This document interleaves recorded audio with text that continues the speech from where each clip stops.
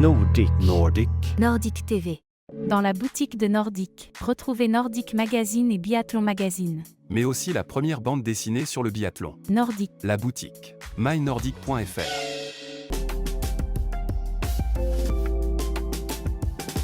Nordic. Nordic. L'application du Nordic. La casquette nordique.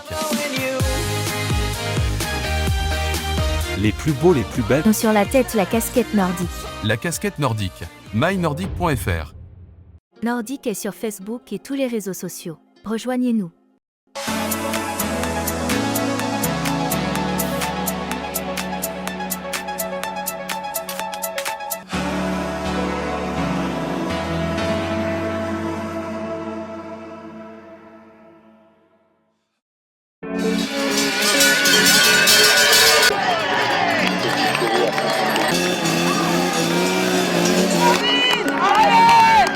Comme chaque année depuis 2009, le biathlon était en fête en ce début d'automne à Arçon dans le Haut-Doubs.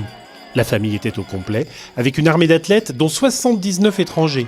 Autant de compétiteurs désirés de se distinguer sur les sprints et les poursuites inscrites au programme d'un week-end managé par l'entente sportive Sogette. Les titres de champion de France étaient en jeu, mais pas seulement. À 40 jours du coup d'envoi de la Coupe du Monde et à l'approche des stratégiques sélections de Bessan, distribuant les tickets pour l'IBU Cup, tous avaient à cœur de bien faire. Tous voulaient quitter les montagnes du Jura rassurés après de longs mois de préparation.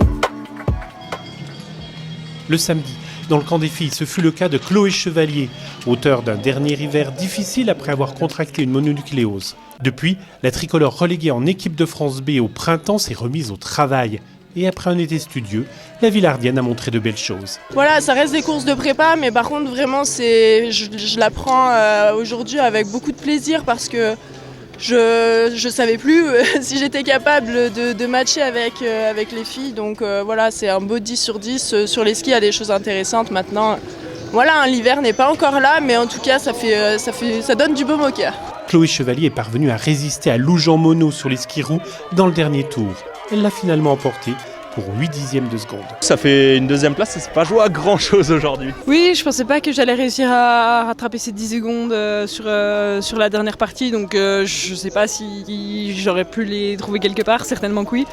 J'ai un petit peu méredouillé sur le pas de tir avec une petite poussière dans mon dioptre au coucher. Des petites erreurs à droite à gauche qui auraient pu être améliorées, mais comme tout le monde ici, on est en train de faire les derniers ajustements avant de commencer l'hiver. Julien Simon, à cause de 2 erreurs au debout, se voyait attribuer la médaille de bronze.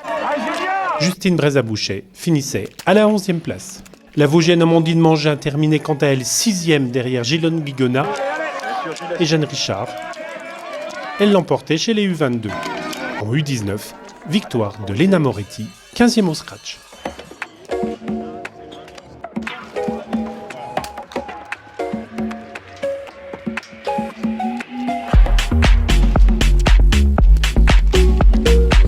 Parmi les grands favoris de la course masculine, on trouvait Quentin Fillon-Maillet, Éric Perrault, Fabien Claude ou encore Émilien Jacquelin. Tous débarquaient de Prémanon, où ils venaient d'effectuer un stage en hypoxie. Comme prévu, les représentants de l'équipe de France ont dominé les débats sur la piste du stade Florence-Bavrel. Devant un public fourni, c'est le Jurassien Quentin Fillon-Maillet qui a le plus impressionné son monde. Avec un 9 sur 10, en manquant une balle au coucher, mais en étant très rapide au debout, le Grand Vallier a réalisé un beau sprint sur les tapis. Je suis là où je voulais être au niveau des sensations. Il y avait un peu de questionnement sur où j'en étais parce qu'on a fait une grosse préparation jusqu'à maintenant, et spécialement les 3 dernières semaines, et de voir un peu comment mon corps évolue avec les contraintes de l'altitude et cette préparation, mais finalement c'est positif, donc là je suis content. Sur le podium, le Franc-Comtois était accompagné par Éric Perrault, 2e. À 30 secondes 5. J'ai tout donné en tout cas sur chaque pas. Je pense que Quentin a bien résumé la situation. Voilà, les 3 semaines d'altitude ont été dures. Moi je sens que ça a vraiment puisé dans mon corps. Aujourd'hui je sentais que j'étais un peu dans le rouge, surtout sur la fin de course. Et Quentin s'est envolé, il était bien plus fort que moi aujourd'hui. Mais c'était bien d'avoir des camarades autour pour se pousser. Et c'est vrai que quand on n'a personne devant, on pourrait se dire qu'on est bien. Là au moins j'ai vu qu'il y avait quand même un gros gap. Donc voilà. Je suis content du combat que j'ai livré aujourd'hui avec les sensations que j'avais et puis je vais essayer d'améliorer un peu ça demain. Le Savoyard n'allait pas disputer la poursuite du lendemain. Dans ce sprint, Fabien Claude occupait la 3e place avec 2 erreurs devant les cibles. Juste derrière le Vosgien, on retrouvait Théo Guiraud-Poilot, 2e après le coucher. Le Montblanais venait de jouer une magnifique partition, au point de rater la médaille d'un rien. Au classement, il devançait Martin Bottet. Le biathlète des Menuires était titré chez les U22. Tandis que Léo Carlier, en voisin, s'imposait chez les U19. Pour le Mortuacien, la récolte ne faisait que commencer. Dimanche, c'est logiquement la dauphinoise Léna Moretti qui s'est lancée la première lors de la poursuite. Elle devançait de 19 secondes Louise Roguet, sa première dauphine. On se disait alors que cette course allait se jouer entre les 2 premières.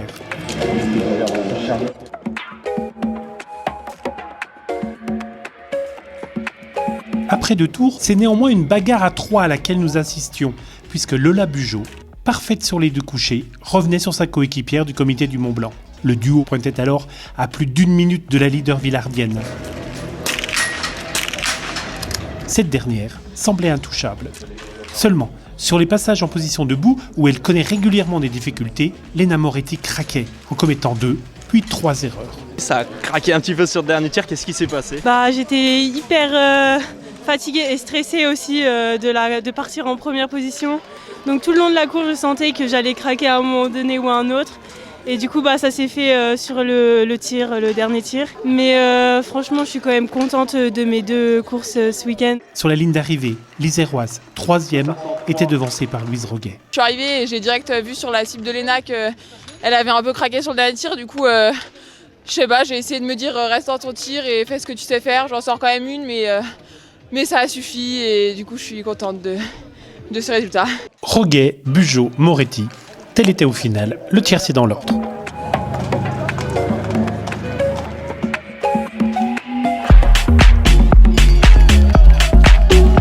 Cet automne, lors des courses U19 masculines du Summer Tour de biathlon, il n'y en a eu que pour Léo Carlier.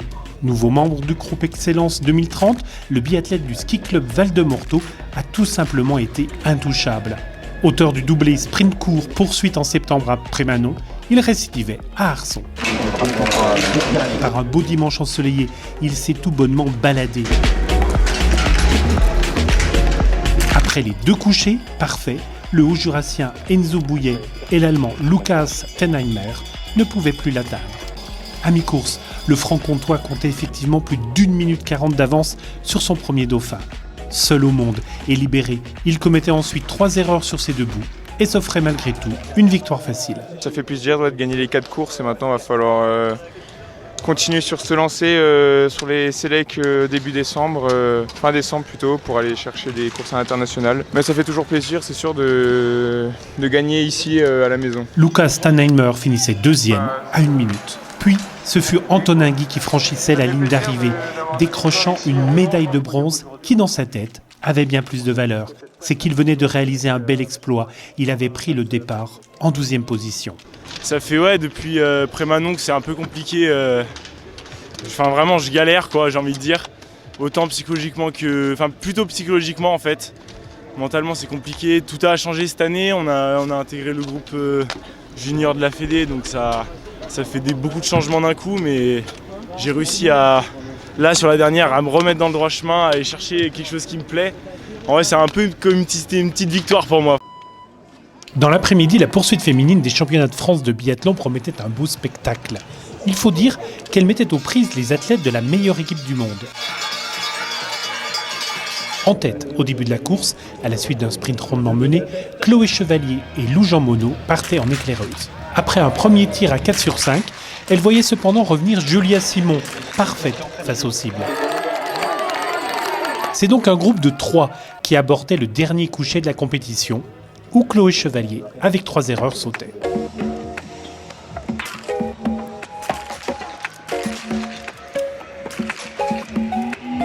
Jeanne Richard, avec un impressionnant 10 sur 10, était également de la bagarre à la mi-course. Comme souvent en biathlon, le dernier passage sur les tapis allait déterminer l'issue de cette poursuite des championnats de France. La Beaufortaine, en ne manquant que la dernière balle, faisait alors la différence, puisque ses 2 concurrentes lâchaient de cartouches. Seule devant, dans le dernier tour, Julia Simon pouvait savourer et lever les bras sur la ligne d'arrivée. Ouais, je suis très contente, c'était une course très difficile, les filles elles ont mis un très gros rythme sur la piste. Il fallait compter sur des très bons tirs, j'ai pu compter un petit peu sur ma vitesse, je loupe 2 balles mais il y en a 18 qui sont très bien tirées donc je vais m'accrocher là-dessus et je vais continuer à peaufiner un petit peu les derniers détails avant le début de saison. Dans cette poursuite, Lou Jean Monod prenait l'argent et Jeanne Richard le bronze. De nouveau sacré chez les U22, Amandine Mangin était aux anges. C'est au-delà de toutes mes attentes. Je suis super heureuse, j'ai pas les mots. C'est vrai que là, je fais partie des plus grandes. Partir avec le dossard 6 aujourd'hui, ça montre déjà que j'ai fait une belle course hier. Là, j'avais juste pour objectif de me battre, de les accrocher un maximum et d'assurer au tir sans vouloir partir trop dans la confrontation, vu que je sais que c'est des super bonnes tireuses. Et tout est réussi à 100%, donc j'ai rien à dire. Débarrassé de la concurrence d'Éric Perrault, forfait pour ne pas trop tirer sur la corde, Quentin Fillon-Maillet a réalisé une grande course. Redevenu un tueur sur la piste tant que sur le pas de tir de cette poursuite, il n'a manqué que 2 balles, les dernières de ses 2 passages au debout.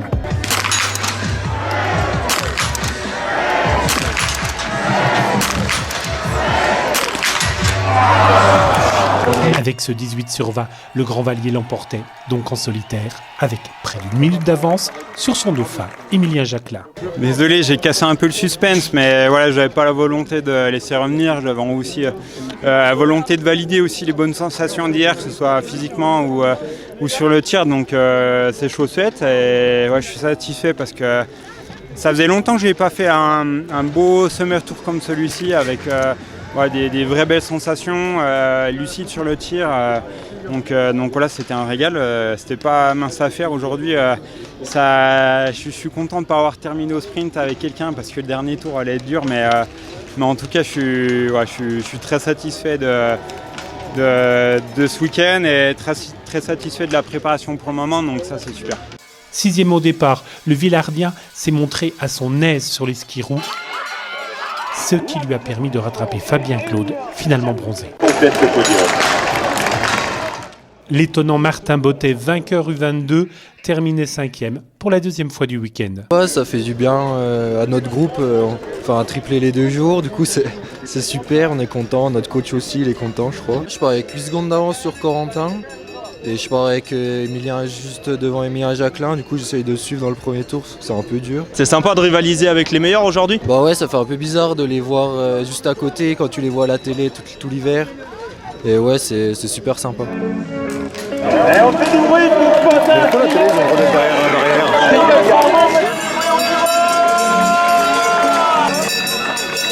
Un autre homme a été très applaudi durant les 2 journées du Summer Tour. Il s'agit de Sébastien Mahon, l'enfant de la République du Sauget, qui raccrochait la carabine.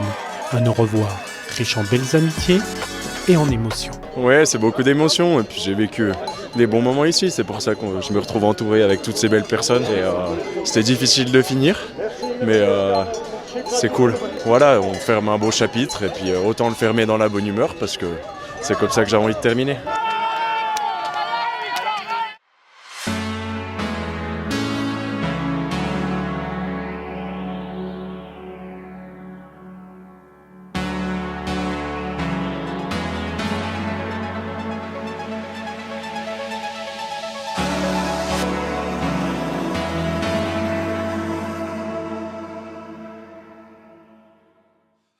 Retrouvez tous nos reportages sur YouTube et sur nordictv.fr.